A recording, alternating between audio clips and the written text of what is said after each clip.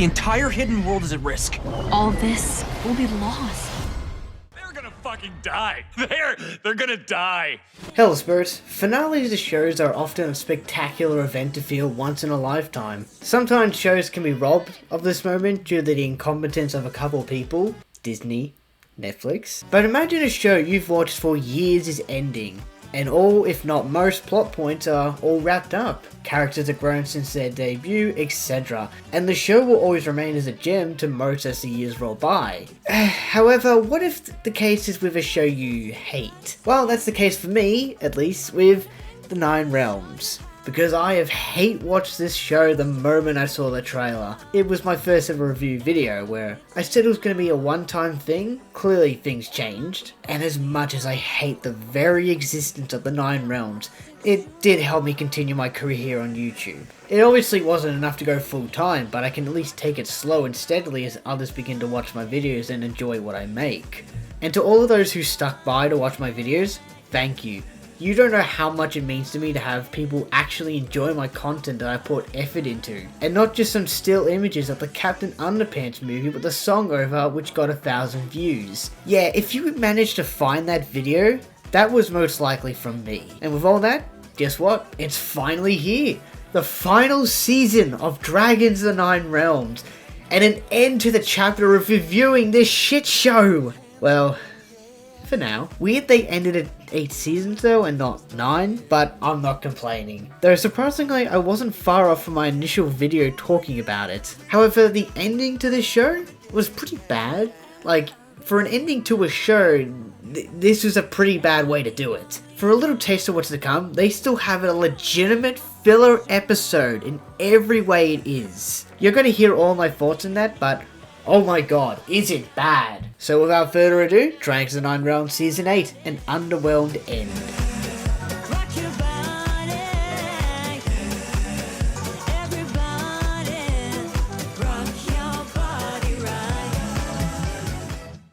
Welcome to another episode of introducing things never seen before.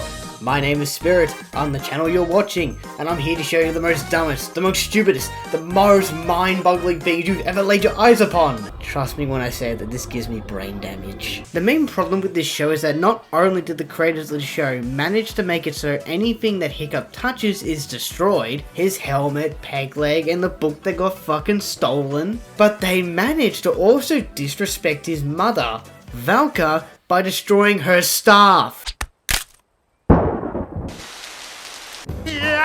And here's the best part.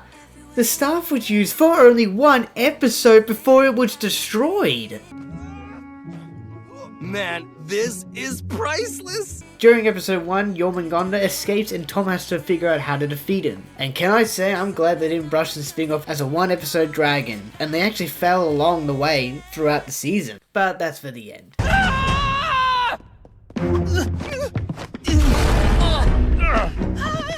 Anyways, he begins to train using the staff, which, might I add, he trained without any information? And all of that just because Hiccup lured Jormungandr with it into the cage it was originally being held. I also should note that a commenter on my last video said this was a disrespectful thing to include, and this was also a point Razorblade had brought up. I wasn't going to include it since it's not my point to make, and the examples they used were unfamiliar to me. Until I remember one of my own. Since Hiccup would always let dragons free even if they were dangerous or untrainable, truthfully I can only remember a handful of episodes from the original and Dragon Edge series, but one I remember briefly enough was the Skaldron episode, where the dragon riders have to heal his wing while Ruffnut bonds with what she calls its Scaldy. And keep in mind, this is a dragon that shoots boiling poisonous water, and by the end they free him and they've bonded. I don't know if they ever return, but that's something that's going to be a surprise for me later on. Future Spirit here. So I was originally just going to cut it there. I thought I'd just shove in a few of the clips from the episode, because, you know, it's actual comedy and not whatever the Nine Realms is. Cauldron and boiling poisonous death that way. Change wings and acid spitting invisible death that way. What is it about her hair that the dragon likes so much? Maybe it's the color of its mother's hair. That doesn't make any sense, does it? Sorry, I'm still terrified from what just almost happened. But this time, reach out your hand, like this.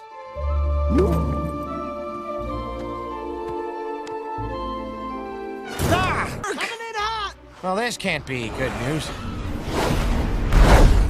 I don't understand women. But remembering that now, yeah, they really did fuck up Hiccup's character more than they originally thought. We have to help him. But back on topic, he trains with it until he uses it to lead dragons out of the realm where Jormungandr is attacking, in which he uses it on him, only for it to be eaten after messing it up once he reaches the cage that Hiccup put him in.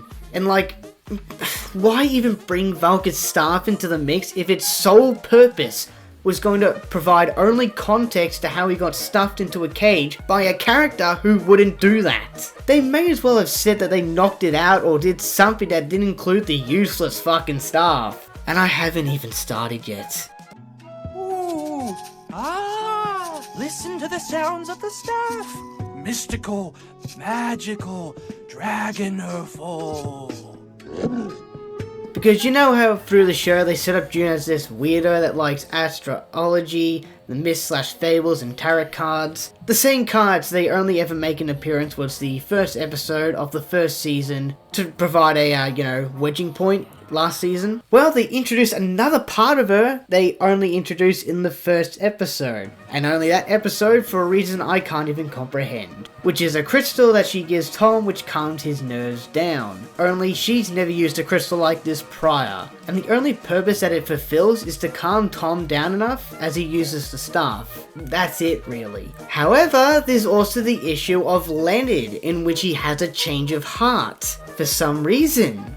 And his entire arc is fixed in one episode. I feel like this is a similar issue like they did in Toy Story, in which they gave the villain next to nothing to build up to the fact that they should be redeemed. Now, through the show, I've shown my distaste for Leonard because he's a Dagger ripoff, and that's more apparent now. But he's been the villain with nothing prior that sets up his character that he shows a change of heart. How do you expect me to build an empire of dragon goods, like boots and dragon tooth jewelry, if I rest on the laurels of enough? Especially since the previous season hadn't released fucking Jormungandr! But let me put this into perspective. In episode 3, they begin preparing to attack Jormungandr by freezing him with Speed Stinger serum. Only this is interrupted as Leonard attacks Tom, and the last we see of him is being chased by the big snake. And then in episode 4, he goes to the writers for help since Jack is hurt by Jormungandr, which sets up his redemption because in episode 6, an entire episode after 4, he shows up. Oh yeah, not in 5. We don't need him in episode 5. It has to be a surprise that he helps the writers. Because he has exactly 14 seconds and 14 frames of screen time. It's also treated as a cinematic moment. Bus time, Jack! Thought you middle schoolers could use some help. Go. I got this. Before he disappears indefinitely. And he doesn't get an end credit card either. I don't know how the creators managed to make this worse than Gabby Gabby, but they did.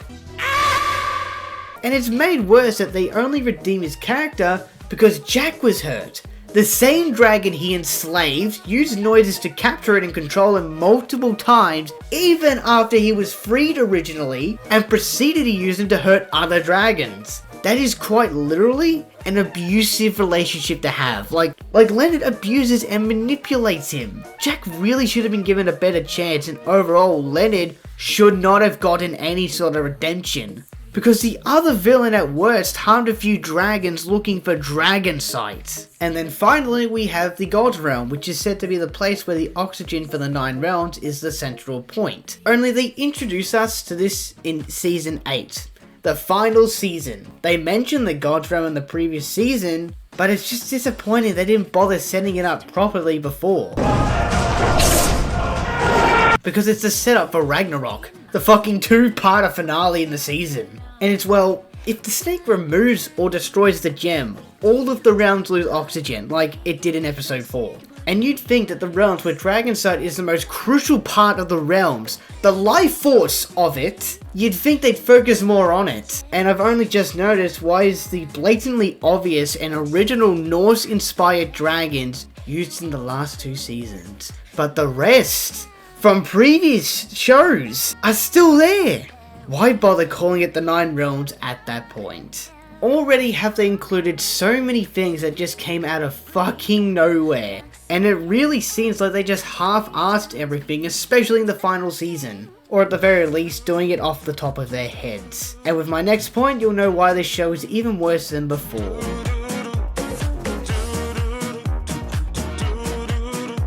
I wanted to include this segment because when I went through concept art for something I'll discuss in a few minutes, I also stumbled upon the promo material that they use for Instagram and it makes me cringe. But, oh my god, they did it. They added seasonal concept art back to the credits. Only it's season 7 art. Wow. That's just... wow. Well, that's just lazy. There's not even season 8 concept art, by the way. The last episode has a bunch of art showing the lives of the characters after the events of the 9 realms, but no season 8 art. It's stupid enough they didn't bother to add concept art for the previous season, but to add a previous season's art to the newest season without even including the newest season's art is so goddamn sad. But there was something I mentioned in a previous video that only pisses me off more. As I said, Leonard already, when he was first introduced, was the most blatantly obvious clone they added to the show. It was bad enough fans and antis guessed that Tom and Thunder were descendants from the trailer, only to later be confirmed by the end of season 1. But they added a character who used a sharp object as their name, which resembled what their career initially was. Dagger was a Viking, so he's going to use swords, daggers, and other weaponry. This is the only time I will mention this stupid name, but Buzzsaw had a lumberjack company, and I'm only now just realizing why they gave Buzzsaw the Timberjack Dragon. But he used tree cutting tools and such to cut down trees, only they made him weak and limp like Dagger. Then to have a change at some point where his design changes to make him look more buff and grown. But the original design for Buzzsaw, remember the buff dude? And get this, apparently that design was either a stylistic choice by whoever the artist was, or it was the initial design Buzzsaw would have had, which is a much better design than what we got. My review in season 5 basically explains it. Now from this drawing, I can tell how much of a better character he would have been. Currently, Leonard stands on the edge of being a dumb and yet also a smart character, who in season 5 looks like a short-haired moist critical. He's pulling his cock out! Hence the thumbnail.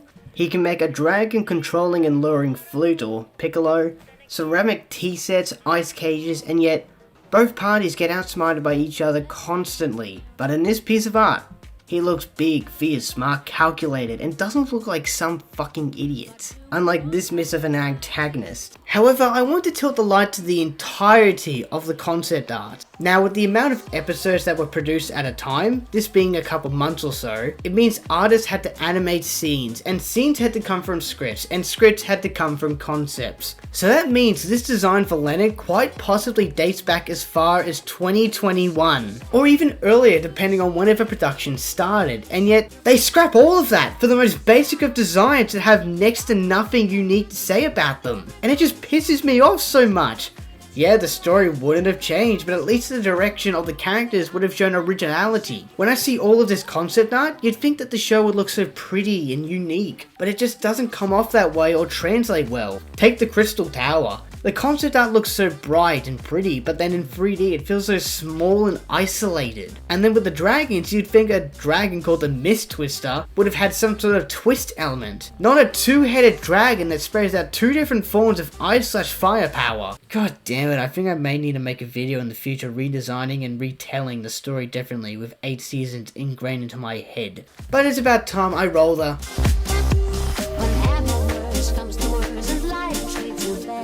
By the way, the finale was not filler. I mean, kind of. I just like the name for it and it fits so. But this isn't a joke. There is filler in the final season and for the life of me, I can't figure out why. Like, it's the definition of what filler is because it doesn't offer anything that affects the plot. And this episode is well, episode 2. During the episode, the characters set up a sort of dragon foster situation with how Jormungandr is attacking the realm in the previous episode. And this episode has only one element from the plot that affects the story later on. Only Mr. Rake, the founder of the Icarus Project, pays a visit, and everyone has to hide their dragons. That's the sum of it. Let's see, they don't have Rake discover the dragons, or in a way that lets him in on it. They just show him around with various dragons hiding around the place.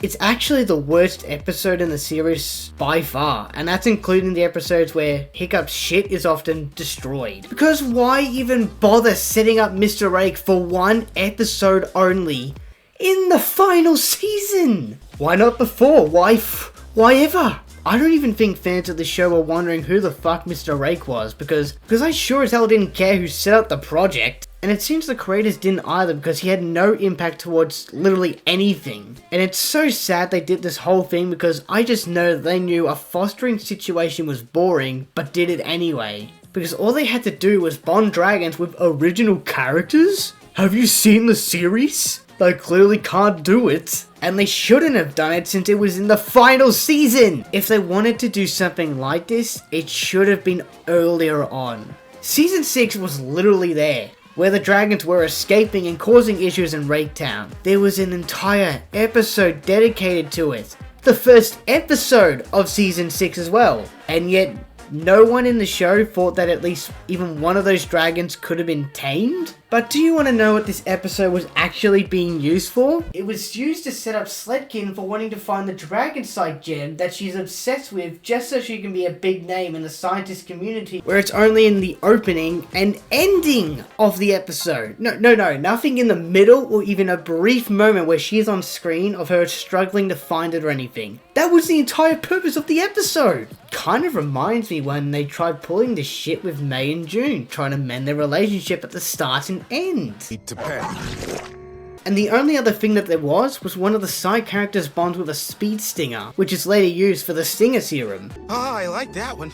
Sleek, aerodynamic. Oh, that one is a little fast. Love his spirit. Look at him go! And to add insult to injury, this is how I knew this was filler, because in the previous episode, Tom and June had broken up since Tom does what he wants, which apparently he still does after an entire show later. Buddy, it's been 8 seasons. You've got to have learned something by now. But here's the kicker. They don't mention their relationship. They don't have awkward moments. They're talking like normal human beings. Friends.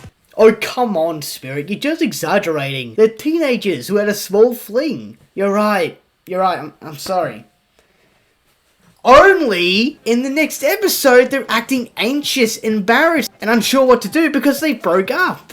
I want no part of this post-relationship awkward sandwich. It's not an awkward sandwich. It's a regular sandwich. It's only awkward if there are just 2 ingredients, because one sandwich just has 2 ingredients. There was none of that in the episode before. If Jormungandr wasn't mentioned in episode 2, I would have actually thought the episode had been forgotten to be put into a different season, because the episode is there just to do nothing. Oh no! Cullerson, you killed Ray! When you do filler, it should be early on, or in an anime where filler is an endless show is kind of inevitable. Not when you're doing it during a final season where it's become a more story-centered show, and the final boss is here. That's not how you do things, because in the end, it just makes it look worse than it already was.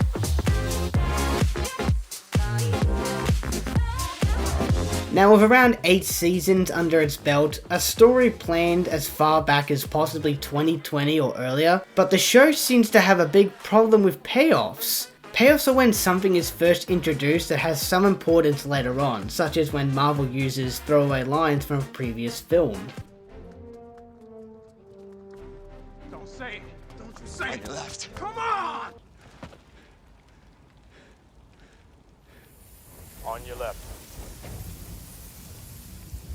But with that, then you have the Dragon Alpha stuff, which returns, and the design for it is so shit, it's incredible. Now, it's clear they tried to be more original with this aspect, because the Dragon Alpha power was never introduced as something that was just given away like an heirloom. In the original films, they had to challenge an alpha for that power, for that control. But then you have its design, and I'm gonna tell you now, the reason the blue works with Toothless despite his green eyes, because he didn't look like he was a goddamn blacklight. The black and blue contrasted along his spine and made it look badass. However, unlike how the previous season, which didn't touch upon the Dragon Alpha stuff, I don't know how they managed to fuck it up this badly. But in Season 2, we were introduced to fund this family, right? Actually, Spirit, we were introduced to the idea of the family in Season 2. They made an appearance in Season 4. Well, there's a problem with that links back to first introducing things, which is that the grandfather,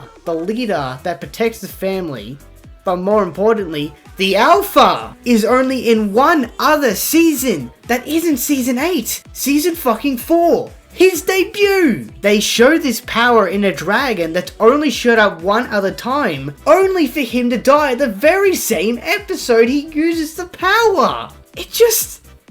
Payoffs don't work like this. They should have given the Alpha more appearances, more screen time. Slowly introduce the power to, or watch how he defends his home. Not introduce a power in the same episode he dies, and proceeds to transfer it to Thunder. And to the people who defend this show, this is the show you're defending? This is what you're sticking with? If they wanted to do a payoff, they could have looked at the Owl House. Spoilers ahead. During the show, we're shown subtle hints that Hunter isn't like the other witches, such as having to rely on artificial magic because he's a powerless witch, or that he can talk to Flapjack while other witches can't understand their talisman. And in the episode Hollow Mind, it becomes clear on what Hunter is. A Grimwalker. Only just like us, the audience, we were in the dark to what it truly means. He never really runs away from the Emperor because he finds out he's the one who's killed the other guards throughout history, or from his perspective, his family. And from what I remember, there was also other clues and theories before Hollow Mind, but it was over a year old, so... And eventually all of that pays off with Flapjack sacrificing himself when Hunter is badly hurt. We know that Palismen and Grimwalkers have a sort of different connection than witches do, so seeing as Flapjack's life force is transferred to him feels natural. And the times where it's alluded such foreshadow that Bellis would kill Flapjack, they had things set up during Season 2 for when the time came for Flapjack's death in Season 3. That's payoff. They didn't just introduce the Golden Guard, play Hollow Mind the very next episode and say he's a Grimwalker, they built up to it, and didn't show that the characters had a full grasp on what a Grimwalker meant. Oh, but the issue doesn't stop there, because why is it not too surprising they decided to add drama between Tom and June's relationship the season after they get together? As I mentioned before, their relationship ended, but they could have done literally anything in the relationship to mend it. Should conflict be included in a relationship to build them stronger? Yeah, because it gives them time to bond even further in a new status of relationship they haven't before. Sometimes we see how characters' friendship bounce off each other before taking the next step. This show is basically just telling us that the relationship should have been much earlier in the show, and again, they set up the relationship for 3 seasons. Seasons 5 through 7 before finally executing it, only to break them up in episode 1 of the 8th season. Why did they make relationships basically endgame in a show that has 8 seasons? While shows with 2 or 3 seasons with the same or less than amount of episodes in total set them up earlier. Who the hell is going to give a fuck about a relationship between 2 characters who have 13 episodes left in total? Less even when they don't have those moments that give you those shipping compilation videos. But this one is a sort of 2-part complaint with the show.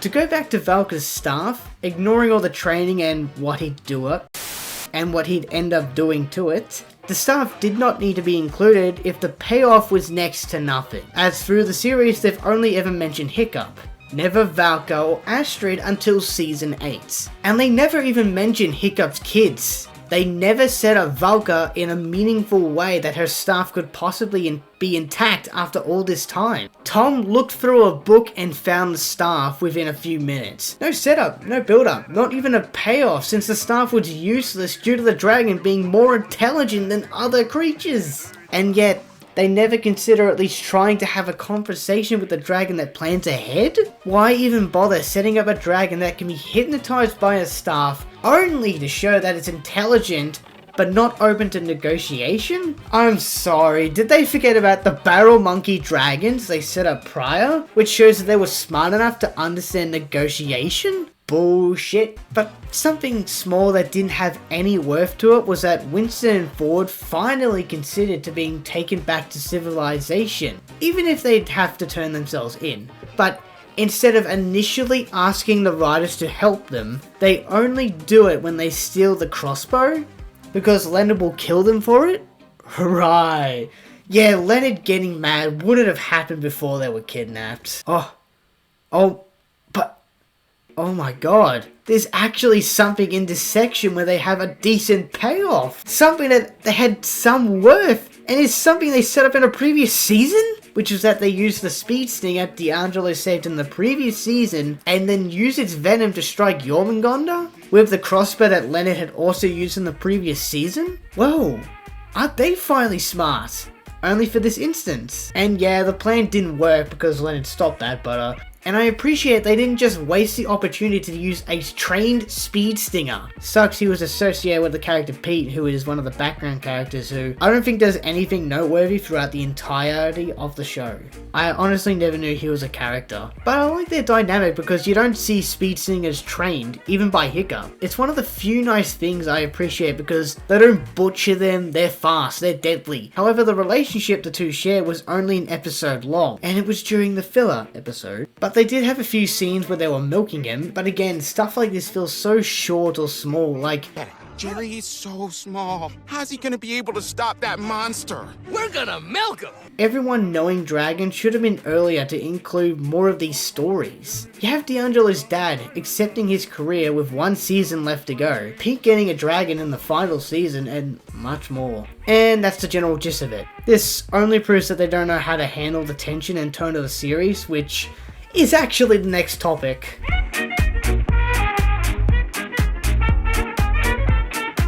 Tension in shows is crucial to the plot if your story is supposed to have stakes in it. Without those stakes, you just know that the hero will come out on top, unscathed. This can be shows like The Owl House, Helver Boss, where you need to know that there's stakes. Most often it can be the body language, expressions, or voice acting of the character. The Nine Realms doesn't know what tone it wants to set. As I said earlier with the Dragon Alpha stuff, I mentioned that the Elder died, and there's a little issue with that. No other dragon dies but him. Yeah, in 8 seasons they never kill a dragon, and that would be fine, but there's something I left out. During the final showdown between Jormungandr, the Elder dies when using his alpha mode to attack the big snake. Only, get this, he dies. And Thunder gets transferred the power. And a few minutes later, he arrives with the 2 big dragons of the series, the Fault Ripper and Sky Torcher. And that's my last straw. For context, in the finale of season 7 where Jormungandr was freed, he took the Sky Torcher with him. And despite the fact that he is a dragon-eating snake, he apparently was said to be alive 26 seconds into the episode. It's literally supposed to bring the end of the world. Which is why we have to get it back behind that gate. Remember, it nearly killed the Sky Torcher. And when we actually see him, it's in episode 6, where he's left with only puncture marks, scars, and some tears in the wings. What? Again, dragon-eating snake, chomping noises.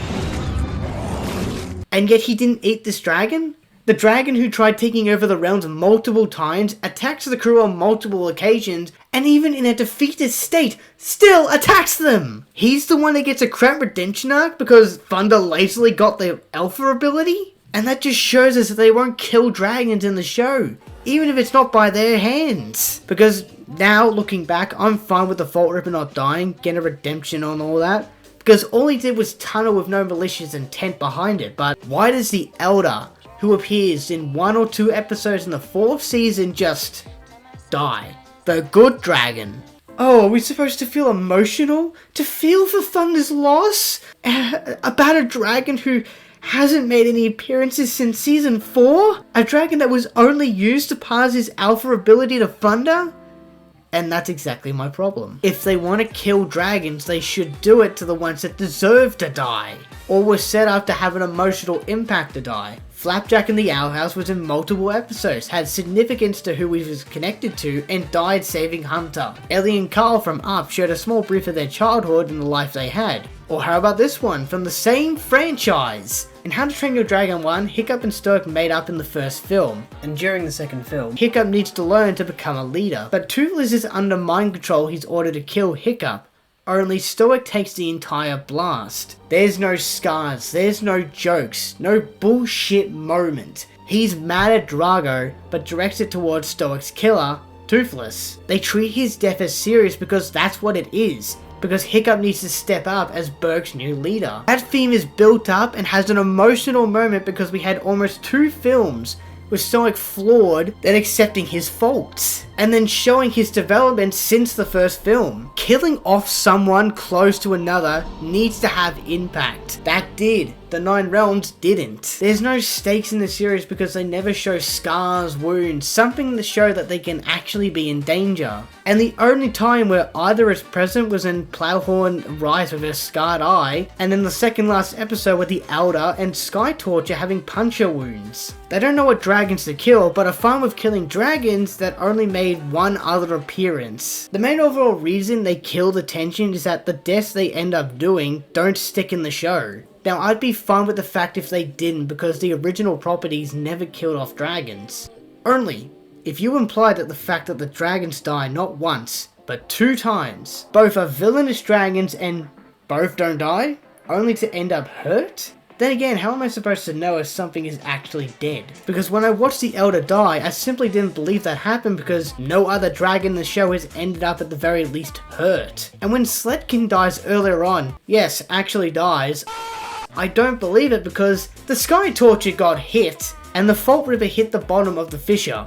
They never showed anything like it before, and even with the threats that sometimes characters would say, like everyone would die if they use the elevator, considering what little they do, only to use a different way. And it doesn't even end there, as we're unsure of what actually happened with Jormungandr. Did he die? Nah. Was he put back in jail? Maybe. Actually, they have killed off dragons before. In the past 2 seasons, I'd hoped that they would reveal those big dragons since they had nothing to offer. But apparently in that episode, 2 Death Grippers flew into the air and were eaten by them. And for some reason, I just completely missed this part of the episode. I think I may need to rewatch everything if that's the case. But it only further insinuates that the writers are willing to kill dragons even if it's off screen with crunch noises, but only the dragons they need for that badass ending. But in a case like the Nightlight Elder surviving the first time around, it was clever because it contributed to Jormungandr tricking them, while the Sky Torture was nabbed and it just felt like utter bullshit. But the show doesn't know what it wants the tone to be. It wants to be a kids show that has death, but executes it poorly. Films and shows that have deaths in it, most of the time will mean something or have an outcome for it. They have that, they just only introduce it in the same episode. And then there's the tone set for Tom.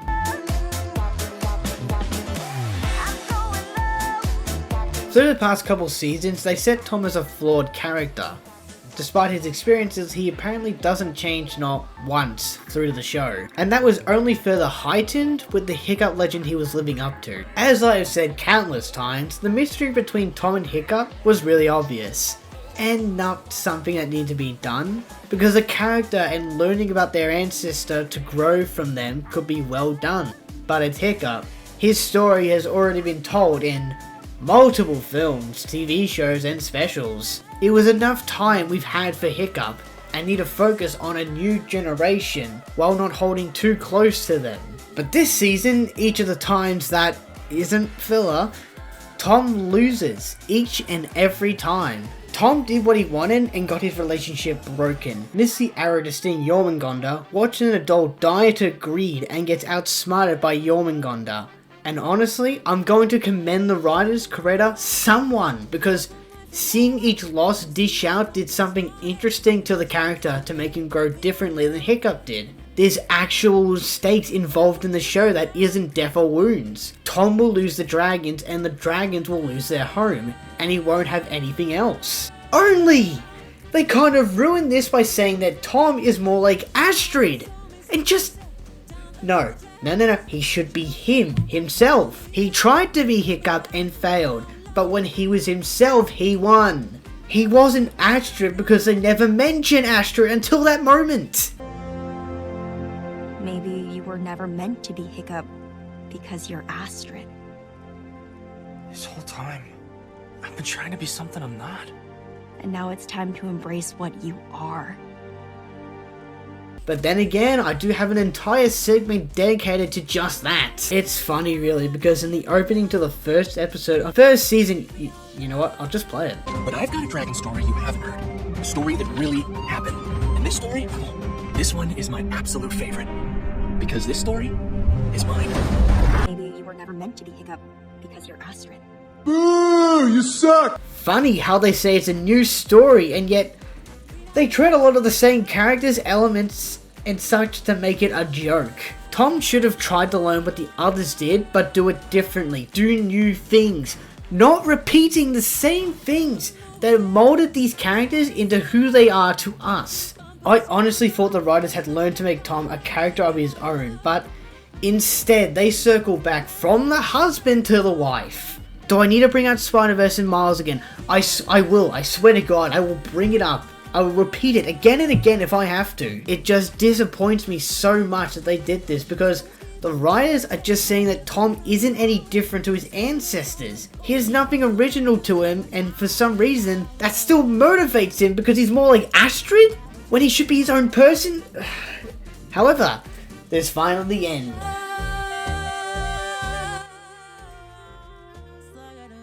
Woo! We're finally here! And the ending sucked absolute dick. After Jormungandr dies, sent to jail, whatever, the show basically ends the same way the films did, which was the dragons and humans can't live amongst each other, because others will always try to do what the villains in the series did, and it's the same message in the film. It was just a retelling with different events. The dragons showed that they want the humans to live apart because of the actions of others, which is what had happened with Toothless showing Hiccup and him understanding immediately. While the ending to that film isn't perfect, it's flawed, granted, the ending is still an emotional piece with how much has happened after all those years. Dragons: The Nine Realms doesn't have that, because we're not even sure what the timeline of this show is. It lasted 8 seasons, sure, but none of the characters aged, and so this must have been within a year, while we grew up with Hiccup and all the other dragons for years and years. And by the end of the film's ending, what happens is that Hiccup says, "Our world doesn't deserve you. Yet." So in a show set in the future, 1,300 years into future, I'm guessing people still don't deserve to have dragons still? Because dragons figured out what we've known from the start. The world can't be trusted to know about them. Just look at how close we came to Ragnarok because of one man's obsession with the world's serpent. And even though Buzzsaw came around, there are far too many Sledkins out there. But what's the point of this show if dragons don't deserve to be with humans? This could have been an amazing show if DreamWorks would just put effort into it. And while that would be the end, as I said with the concept art, the credits showed that the current status of each of the characters. Tom and June are on dates, D'Angelo is a vet helping animals, Eugene had to go with Tom and June since their mothers are working together, is friends with Alex, the characters talk over on call what Alex called the 10th realm, and then the dragons are hanging out still, only most of them have baby dragons and I don't want to say it. But the ending really was underwhelming because the conflict ended halfway through the episode. Tom and June get back together, they repeat the film's ending and then they say their goodbyes. An ending I'd much prefer that cuts the ties off the characters they grew up with was Amphibia, which had an ending that Anne had to say goodbye to the friends and family she made, especially Sasha and Marcy. They had characters who didn't deserve redemption but still got their goodbye. The ending wrapped up the story and what most characters are doing now, but the ending to the Nine Realms? Some characters didn't even have screen time to show where they are. There's really nothing much to it.